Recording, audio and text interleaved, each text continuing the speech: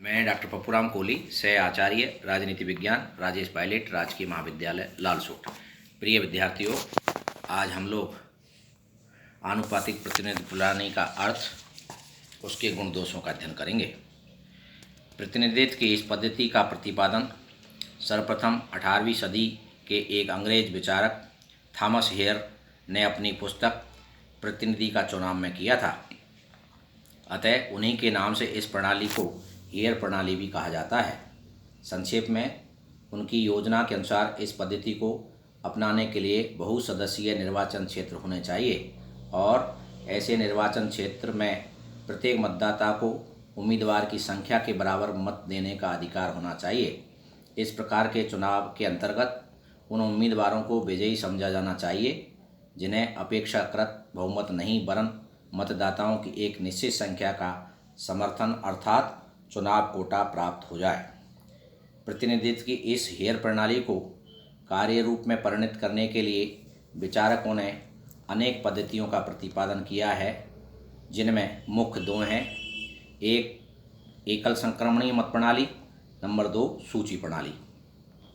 अब हम एकल संक्रमणीय मत प्रणाली के बारे में अध्ययन करेंगे।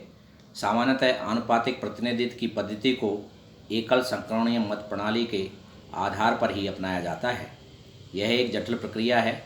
इस प्रणाली के लिए बहुसदस्यीय निर्वाचन क्षेत्र जरूरी है और एक निर्वाचन क्षेत्र से चुने वाले सदस्यों की संख्या चाहे कितनी भी हो, प्रत्येक मतदाता को केवल एक ही मत देने का अधिकार प्राप्त होता है। मत देने की पद्धति यह होती है कि मतपत्र पर निर्वाचन क्षेत्र के सभी उम्मीदवारों के नाम लिखे हुए होते हैं। प्रत्येक मतदाता मतपत्र पर दिए गए सब उम्मीदवारों में से जिसे सबसे अधिक उपयुक्त समझता है, उसके नाम के आगे अपनी पहली पसंद, अपनी पसंद के अनुसार उससे कम उपयुक्त उम्मीदवार के नाम के आगे अपनी दूसरी पसंद और इसी प्रकार जितने सदस्य निर्वाचित होते हैं क्रमशः उतनी पसंदें लिख देता है। पसंदगियों के उल्लेख की यह व्यवस्था प्रत्येक मतपत्र का उचित उपयोग करने के लिए की जाती है। जब एक उम्मीदवार अपनी लोकप्रियता के कारण निश्चित संख्या से अधिक मत प्राप्त कर लेता है तो इस अतिरिक्त मतों को मतदाताओं की दूसरी पसंद के उम्मीदवारों को हस्तांतरित कर दिया जाता है।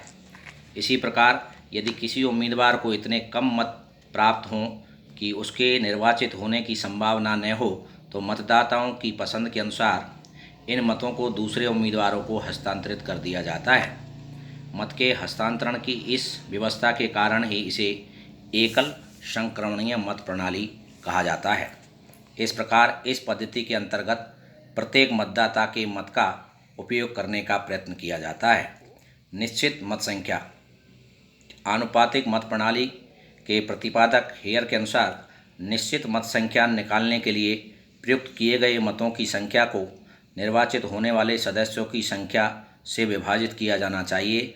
अर्थात 7 सदस्यों के निर्वाचन क्षेत्र में यदि 7000 मत डाले गए हों तो निश्चित मत संख्या 7000 भाग 7 बराबर 1000 होगी।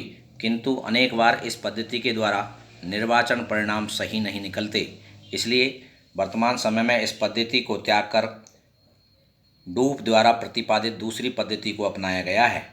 डूप द्वारा प्रतिपादित विधि के अंतर्गत निश्चित मत संख्या निकालने के लिए प्रयुक्त किए गए मतों की संख्या निर्वाचित होने वाले सदस्यों की संख्या के एक से अधिक विभाजित किया जाता है और परिणाम में 1 जोड़ा जाता है। इस पद्धति के अनुसार यदि 7 सदस्यों वाले निर्वाचन में 7000 मतों का प्रयोग किया गया हो तो निश्चित मत संख्या 7000 भाग 7 + 1 बराबर 876 होगी। इस प्रकार वे उम्मीदवार जो अपनी पहली पसंद के अथवा मतों के हस्तांतरण का लाभ उठाकर उक्त मत संख्या 876 प्राप्त कर लेते हैं, एकल संक्रमणीय प्रणाली के अनुसार निर्वाचित समझे जाएंगे। मतगणना। चुनाव कोटा निकालने के बाद सब मतपत्र अपनी पहली पसंद के अनुसार छांट लिए जाते हैं और जिस उम्मीदवार को निश्चित संख्या के बराबर या उससे अधिक पहली पसंद के मत प्राप्त होते हैं वे निश्चित निर्वाचित घोषित कर दिए जाते हैं। परंतु यदि इस प्रकार सब स्थानों की पूर्ति नहीं होती है तो सफल उम्मीदवारों के अतिरिक्त मत अन्य उम्मीदवारों को हस्तांतरित करके उन पर अंकित दूसरी पसंद के अनुसार बांट दिए जाते हैं। यदि इस पर भी सब स्थानों की पूर्ति नहीं होती तो सफल उम्मीदवारों की तीसरी, चौथी और पाँचवीं पसंद भी इस प्रकार हस्तांतरित की जाती है। और यदि इसके बाद भी कुछ स्थान रह जाते हैं, रिक्त रह जाते हैं, जो जिन उम्मीदवारों को सबसे कम मत प्राप्त हुए हैं वे क्रम से पराजित घोषित कर दिए जाते हैं और इनके मतपत्र दूसरी, तीसरी, चौथी आदि पसंद के अनुसार हस्तांतरित कर दिए जाते हैं। यह प्रक्रिया उस समय तक जारी रहती है जब तक सभी स्थानों की पूर्ति नहीं हो जाती। इस प्रणाली का स्पष्ट उद्देश्य यह है कि एक ही मत व्यर्थ न जाए। इसके अंतर्गत प्रत्येक मतदाता को इस बात का आश्वासन रहता है कि यदि उसकी पहली पसंद के उम्मीदवार को उस मत की आवश्यकता नहीं है तो उसकी दूसरी तथा अन्य पसंदें काम आ जाएंगी। नंबर 2, सूची प्रणाली। आनुपातिक मत पद्धति का दूसरा रूप सूची प्रणाली है। इस प्रणाली के अंतर्गत भी संसदीय निर्वाचन क्षेत्र होते हैं और एक निर्वाचन क्षेत्र में 15-20 तक सदस्य चुने जा सकते हैं। इस प्रणाली के अंतर्गत जो उम्मीदवार खड़े होते हैं उनके दलों के अनुसार अलग अलग सूचियां बना ली जाती हैं। प्रत्येक मतदाता चुने जाने वाली संख्या के बराबर मत दे सकता है, पर एक उम्मीदवार को एक ही मत प्राप्त होता है। इस प्रणाली के अंतर्गत उम्मीदवारों को पृथक मतों की गणना नहीं की जाती, वरन आनुपातिक प्रणाली की डूप पद्धति के अनुसार निश्चित मत संख्या निकाली जाती है तथा उस मत संख्या के अनुसार प्राप्त मतों के आधार पर प्रत्येक सूची में कितने उम्मीदवार निर्वाचित होने चाहिए यह निकाल लिया जाता है। प्रत्येक सूची के कौन से उम्मीदवार निर्वाचित माने जाएं, इसके लिए उन उम्मीदवारों को निर्वाचित माना जाता है जिन्होंने उस सूची में सबसे अधिक मत प्राप्त किए हों। इस योजना के सभी दलों को उनकी शक्ति के अनुपात के अनुसार प्रतिनिधित्व प्राप्त हो जाता है। मान लीजिए कि किसी 4 सदस्यों वाले निर्वाचन क्षेत्र में कांग्रेस, भारतीय जनता पार्टी और साम्यवादी दल ने अपने उम्मीदवार खड़े किए हैं और विधिक उम्मीदवारों को प्राप्त मतों की संख्या के अनुसार विधिक दलों को निम्न प्रकार मत प्राप्त हुए हैं। दल कांग्रेस 2200, भारतीय जनता पार्टी 1500, साम्यवादी दल 1300, योग 5000। इस प्रकार कुल 5000 मतों का प्रयोग किया गया। इसलिए पहले दी हुई विधि के अनुसार निर्वाचन के लिए निश्चित मत संख्या 5000 भाग 4 + 1 बराबर 1001 हुई। इस निश्चित मत संख्या के अनुसार निर्वाचन का परिणाम ये होगा कि कांग्रेस के 2, भारतीय जनता पार्टी का 1 और साम्यवादी दल का 1 उम्मीदवार निर्वाचित समझा जाएगा। आनुपातिक प्रतिनिधित्व प्रणाली के गुण दोष। गुण। आनुपातिक प्रतिनिधित्व पद्धति के प्रमुख गुण निम्नलिखित हैं। नंबर 1, सभी वर्गों को उचित प्रतिनिधित्व। इस पद्धति के अंतर्गत अल्पसंख्यकों को उचित प्रतिनिधित्व प्राप्त हो जाता है। जब व्यवस्थापिका में प्रत्येक वर्ग को उचित प्रतिनिधित्व प्राप्त हो जाता है और देश के प्रत्येक वर्ग को अपने विचार व्यक्त करने का अवसर प्राप्त हो जाता है तो प्रजातंत्र अपने पूर्ण वास्तविक रूप में प्रकट होता है। नंबर 2, अल्पसंख्यकों की सुरक्षा की भावना। अल्पसंख्यकों को उचित प्रतिनिधित्व प्रदान कर यह पद्धति बहुसंख्यकों के अत्याचार को रोकती और अल्पसंख्यकों में सुरक्षा भावना उत्पन्न करती है। इस प्रकार सभी वर्गों में राजनीतिक संतोष की भावना व्याप्त हो जाती है। नंबर 3, सर्वदा प्रजातंत्रवादी। प्रजातंत्र जनता के द्वारा जनता के लिए शासन होता है। आधुनिक समय के प्रतिनिधित्व प्रजातंत्र में प्रत्येक वर्ग के लोगों को राष्ट्रीय व्यवस्थापिका में प्रतिनिधित्व प्रदान करने का एकमात्र साधन आनुपातिक प्रतिनिधित्व प्रणाली ही है। लॉर्ड एक्टन ने ठीक ही लिखा है, यह अति प्रजातंत्रवादी है क्योंकि इससे उन सहस्त्रों व्यक्तियों को शासन में भाग लेने का अवसर मिलता है जिनकी वैसे कोई सुनवाई नहीं होती है। यह समानता का सिद्धांत के निकटतर है क्योंकि किसी भी मत का अपव्यय नहीं किया जाता और प्रत्येक मतदाता का व्यवस्थापिका में सदस्य होता है। नंबर 4, चुनाव जुआ नहीं रहते।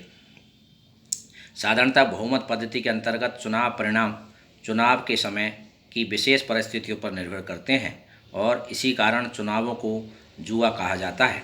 लेकिन आनुपातिक प्रतिनिधित्व में प्रत्येक वर्ग अपनी संख्या के अनुपात के आधार पर प्रतिनिधित्व प्राप्त कर सकता है और इस प्रकार चुनाव जुआ नहीं रहते हैं।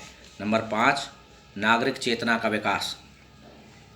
सभी वर्गों को व्यवस्थापिका में उचित प्रतिनिधित्व प्राप्त हो जाने से नागरिक चेतना का विकास होता है और वे सार्वजनिक क्षेत्र के प्रति उदासीन नहीं रहते।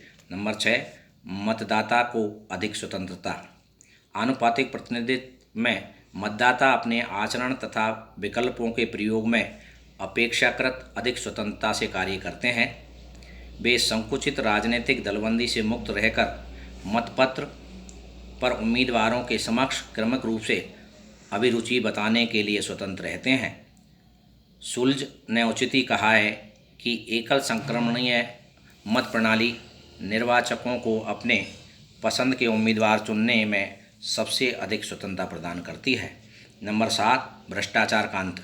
आनुपातिक प्रतिनिधित्व प्रणाली के पक्ष में तर्क दिया जाता है कि इसके अंतर्गत राजनीतिक भ्रष्टाचार का बहुत अधिक सीमा तक अंत हो जाता है। इस पद्धति को अपनाने पर सामान्यतया विधानमंडल में किसी एक राजनीतिक दल को पूर्ण बहुमत प्राप्त नहीं हो पाता और इस कारण कोई भी राजनीतिक दल अपने समर्थकों को अनुचित रूप से लाभ नहीं पहुंचा सकता। नंबर 8, न्याय पर आधारित व्यवस्था। आनुपातिक प्रतिनिधित्व प्रणाली को न्याय पर आधारित पद्धति कहा जा सकता है क्योंकि इसके अंतर्गत सभी वर्गों को उनकी संख्या के अनुपात में उचित प्रतिनिधित्व प्राप्त हो जाता है। गेरीमैंडरिंग आदि बुराइयों का अंत। आधुनिक निर्वाचन व्यवस्था की एक बुराई गेरीमैंडरिंग, जिसका तात्पर्य यह है कि शासन दल द्वारा अपने लाभ की दृष्टि से निर्वाचन क्षेत्र में मनमाने तरीके से अनुचित परिवर्तन कर दिए जाते हैं। गेरीमैंडरिंग को एक सदस्यीय निर्वाचन क्षेत्रों में ही अपनाया जा सकता है, लेकिन आनुपातिक प्रतिनिधित्व में बहु सदस्यीय निर्वाचन क्षेत्र होते हैं। स्वाभाविक रूप से आनुपातिक प्रतिनिधित्व में गेरीमैंडरिंग आदि बुराइयों का अंत हो जाता है। दोष। एक और इस प्रणाली के कुछ गुण हैं तो दूसरी तरफ इसके दोष भी कम नहीं हैं। प्रोफेसर स्ट्रांग लिखते हैं कि सैद्धांतिक दृष्टि से आनुपातिक प्रतिनिधित्व सभी प्रकार से श्रेष्ठ प्रतीत होता है, किंतु व्यवहार में स्थिति ऐसी नहीं है। आनुपातिक प्रतिनिधित्व के प्रमुख दोष निम्नलिखित प्रकार के बताए जा सकते हैं। नंबर 1, अनेक राजनीतिक दलों और गुटों को जन्म। इस पद्धति के द्वारा जब प्रत्येक वर्ग व हित को पृथक प्रतिनिधित्व का आश्वासन प्राप्त हो जाता है तो राजनीतिक दलों और गुटों की संख्या बहुत बढ़ जाती है। जर्मनी के बीमार संविधान में आनुपातिक प्रतिनिधित्व को अपनाने का परिणाम यह हुआ कि जर्मन विधानमंडल में राजनीतिक दलों की संख्या 30 से अधिक हो गई। जर्मनी में संसदीय शासन के पतन और नाजीवाद के उदय का कारण आनुपातिक प्रतिनिधित्व ही बताया जाता है। इसी कारण बाद के वर्षों में फ्रांस, इटली और पश्चिमी जर्मनी के द्वारा आनुपातिक प्रतिनिधित्व को ठुकरा दिया गया। लास्की ने ठीक ही कहा है कि इसके अंतर्गत अनेक राजनीतिक दलों और गुटों का जन्म हो जाता है। नंबर 2, मिले जुले मंत्रिमंडलों का निर्माण और परिणामतः अस्थायी सरकारें। जब राजनीतिक दलों की संख्या बहुत अधिक हो जाती है तो साधारणतः कोई एक राजनीतिक दल अकेले ही सरकार का निर्माण करने की स्थिति में नहीं होता। ऐसी स्थिति में मिले जुले मंत्रिमंडलों का निर्माण किया जाता है और फ्रांस आदि देशों के अनुभवों के आधार पर यह कहा जा सकता है कि मंत्रिमंडल नितांत अस्थायी होते हैं और प्रशासन की एकता एवं उत्तरदायित्व को नष्ट कर देते हैं। डॉक्टर फाइनर के अनुसार सामूहिक विभाजनों तथा पृथक्करण को प्रोत्साहित करके यह कार्यकारिणी के स्थायित्व को धक्का पहुंचाती है। नंबर 3, वर्गीय हितों को प्रोत्साहन। इस पद्धति द्वारा निर्वाचित व्यवस्थापिका राष्ट्रीय एकता का साधन न होकर विभिन्न क्षेत्रीय और वर्गीय हितों का संघर्ष स्थल बन जाती है। सभी समस्याओं का राष्ट्रीय हित की दृष्टि से नहीं वरन वर्गीय हितों की दृष्टि से ही विचार किया जाता है। सिजविक के शब्दों में वर्गीय प्रतिनिधित्व आवश्यक रूप से दूषित वर्गीय व्यवस्थापन को प्रोत्साहित करता है। नंबर 4, निर्वाचकों और प्रतिनिधियों में संपर्क नहीं। आनुपातिक प्रतिनिधित्व की सभी योजनाओं के अंतर्गत बहुसदस्यीय निर्वाचन क्षेत्र आवश्यक होते हैं और इन बहुसदस्यीय निर्वाचन क्षेत्रों का परिणाम ये होता है कि निर्वाचकों और उनके प्रतिनिधियों में प्रत्यक्ष और निजी संपर्क नहीं रहता। प्रतिनिधि मतदाताओं की अपेक्षा दल के प्रति ही उत्तरदायित्व अनुभव करते हैं।